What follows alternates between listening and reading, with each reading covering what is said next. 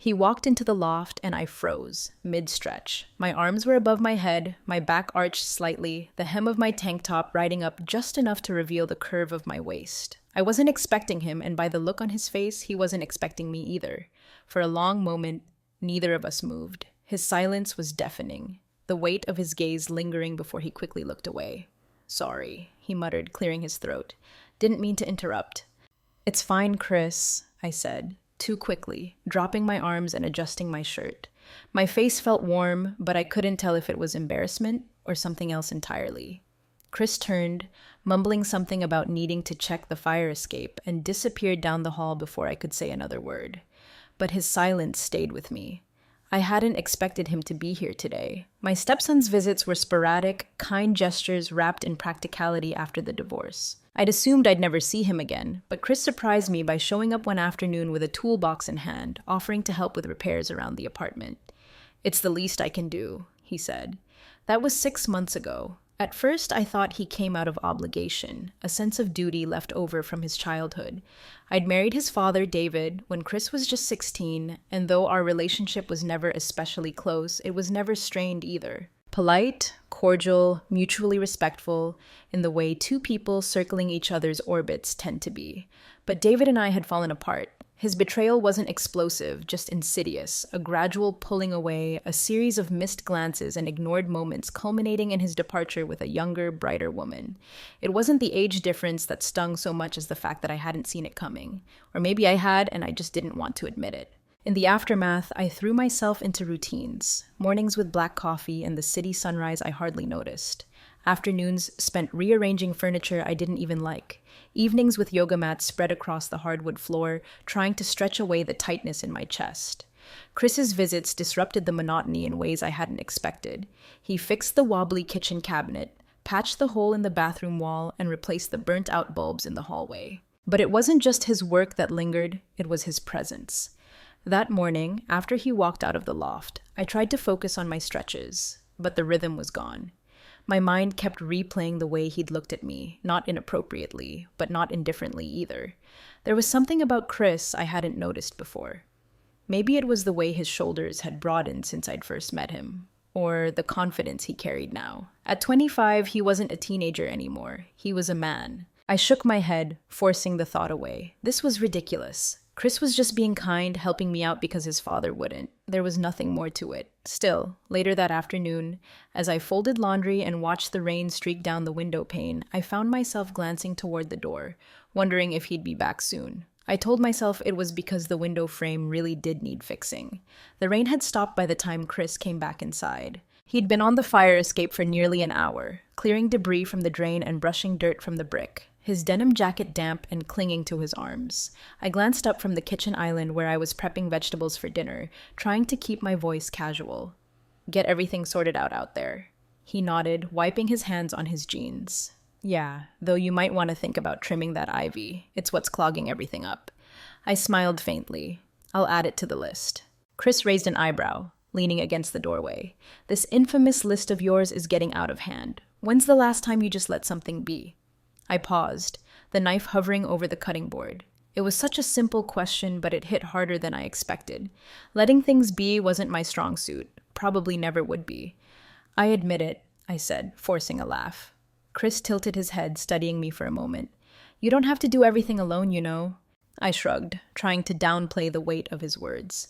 "Old habits die hard, I guess." He didn't reply, but there was something in his gaze, something steady, almost searching, that made my pulse quicken. I broke the moment by returning to my task, focusing on the rhythmic chop of the knife against the wooden board. Chris stayed for dinner, as he often did these days. It wasn't planned. He'd just linger until the city lights twinkled, and I'd insist he joined me. Cooking for one had always felt lonely, but cooking for two made the loft feel just a little warmer. That night, we ate at the small table in the kitchen. The dining area had always felt too formal, too full of ghosts. "This is good," Chris said, nodding toward his plate. "Just pasta," I replied, though I couldn't help but feel pleased by the compliment. "It's better than I'd make," he said, grinning. "Pretty sure my idea of cooking is dumping hot sauce on whatever's in the fridge." I laughed, a genuine sound that felt foreign in my own ears. "Well, you're welcome to dinner anytime, as long as you promise not to ruin it with hot sauce." Deal, he said, his grin softening into a smile that lingered just a second too long. The silence that followed wasn't uncomfortable, but it was charged. I could feel his eyes on me as I sipped my wine, and when I finally looked up, the intensity of his gaze made my breath hitch. What? I asked, my voice quieter than I intended. He shook his head, his smile fading. Nothing, just, it's nice to see you like this. Like what? Relaxed, he said simply. I wanted to tell him I wasn't relaxed, that I was anything but the words stuck in my throat. Instead, I forced a small smile and reached for my glass again. The next day, Chris showed up with a toolbox and an air of determination.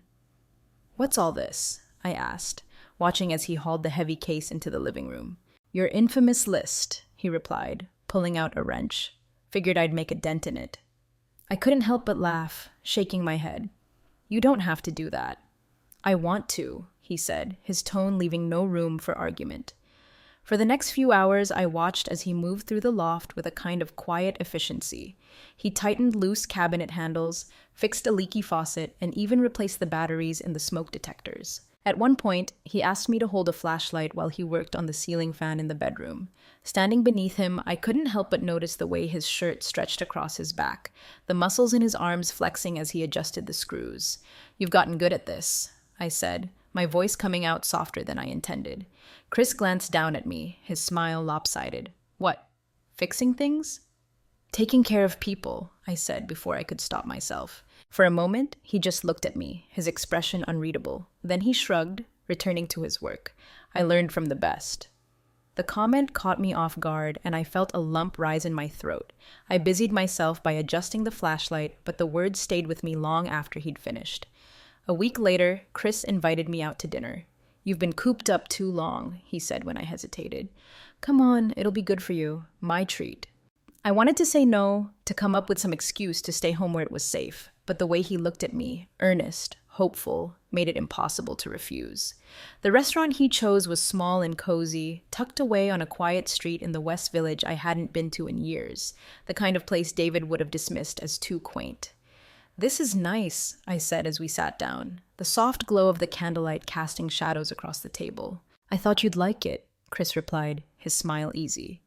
Over the course of the meal, the conversation flowed effortlessly. We talked about everything and nothing, his work, my hobbies, the latest exhibit I'd seen at the Met.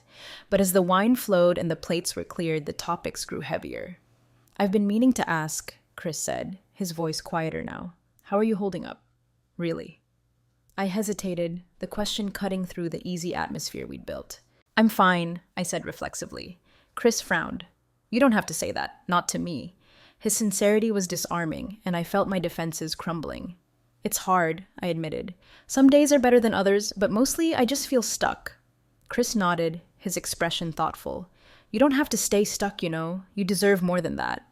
His words lingered, heavy and unresolved, as we left the restaurant and drove home in near silence. When he walked me to the door, there was a moment, just a moment, where he hesitated, his gaze lingering on mine. I thought for a second that he might say something, but he didn't. And as I stepped inside, my heart was pounding so loudly that I barely noticed the way my hands trembled as I locked the door behind me. The rain started mid-morning, a soft drizzle that quickly grew into a steady downpour. I was in the living room, tugging at the edge of the couch in a futile attempt to shift it closer to the wall. It had been bothering me for weeks, a slight angle that made the whole room feel off balance. Need some help? Chris's voice startled me, and I turned to see him standing in the doorway, his hair damp from the rain. He held a toolbox in one hand and a reusable grocery bag in the other. I didn't realize you were coming over, I said, wiping my hands on my jeans. He shrugged, setting the bag down on the counter. Figured I'd check on you, picked up a few things on the way, milk, eggs, the usual. I smiled faintly. You didn't have to do that. I wanted to. Before I could argue, he stepped into the room, his gaze falling on the couch. This giving you trouble? It's nothing, I said quickly. I was just trying to move it a little. Chris raised an eyebrow, a teasing grin tugging at the corners of his mouth. By yourself? You know I'm right here, right? I didn't want to bother you, I muttered, feeling a flush creep up my neck. You never bother me, he said, his tone softening. The words hung in the air for a moment before he moved past me, crouching beside the couch to examine its base. All right, he said, straightening up. On 3. I hesitated, but nodded, moving to the opposite side. 1, 2, 3. Together, we lifted the couch, shifting easily under our combined strength. But as we set it down, Chris's hand brushed against mine, the contact sending a spark of something sharp and electric through me. I pulled back quickly, my pulse racing. "Thanks," I said, my voice a little too bright. Chris studied me for a moment, his brow furrowing. "You okay?" "Fine," I said quickly, avoiding his gaze. "Just tired, I guess." He didn't press the issue, but I could feel his eyes on me as I moved to the kitchen, pretending to busy myself with the groceries he'd brought. The rest of the afternoon passed in a strange, unspoken tension. Chris helped me rearrange the living room, offering his usual mix of practical advice and teasing commentary. But there was something different about the way he looked at me, something I couldn't quite name. By the time the rain eased into a light drizzle, my nerves were frayed, and I was grateful when he finally announced he was heading home. But as I watched him leave, his shoulders hunched slightly against the rain, I felt a pang of something that wasn't quite relief. That evening, I found him sitting on the stoop when I went to lock up for the night. He was leaning against the railing, a half-empty bottle of beer in his hand, his face illuminated by the soft glow of the porch light. "Did you forget something?" I asked, stepping outside. He shook his head. "Just didn't feel like going home yet." His voice was quiet, almost somber, and I hesitated before sitting down on the bench beside him. The air was cool and damp, the smell of rain lingering in the breeze. "You okay?" I asked after a moment. Chris glanced at me, a small, wry smile tugging at his lips. "I should be asking you that." I frowned. "Why?" "Because you've been tense all day," he said simply. "Did I do something to upset you?" "No," I said quickly, too quickly. "Of course not." He tilted his head, his gaze steady and searching. "Then what is it?" I hesitated, my hands twisting in my lap. "I don't know," I admitted finally. "I guess I'm not used to having someone around. It's been a long time since—" I trailed off, unsure of how to finish the sentence. Chris didn't press me. Instead, he took a long sip of his beer, his gaze drifting toward the street. "You know," he said after a moment, "I used to think my dad had it all figured out. The apartment, the job, you." I glanced at him, startled by the rawness in his tone, but Chris continued, his voice quiet but firm. "He didn't appreciate what he had, and I hated him for that. I hated the way he treated you, like you were just another piece of furniture in his perfect little life." His words took the breath from my lungs. I turned to him, my throat tightening. "Chris, I'm not saying this to upset you," he said quickly. I've always admired you, Emily, the way you handled everything, the way you held yourself together, even when he didn't deserve it." I felt tears prick the corners of my eyes, but I blinked them away. "That's kind of you to say," I whispered. "It's not kindness," he said, his gaze locking onto mine. "It's the truth."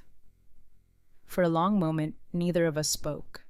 The only sound was the faint rustle of leaves in the city trees, the occasional drip of water from the fire escape above. Then Chris reached for my hand, his fingers brushing against mine. The touch was light, hesitant, but it sent a wave of warmth through me that I couldn't ignore. "Emily," he began, his voice soft. "I don't want to make you uncomfortable, but I care about you, more than I probably should." My heart thundered in my chest, and I struggled to find my voice. "Chris, I know," he said, cutting me off gently. "I know it's complicated, but I need you to know how I feel. I need you to know that you're not alone in this." His words were both a comfort and a burden, and I felt a tear slip down my cheek before I could stop it. "I don't know what to say," I admitted, my voice trembling.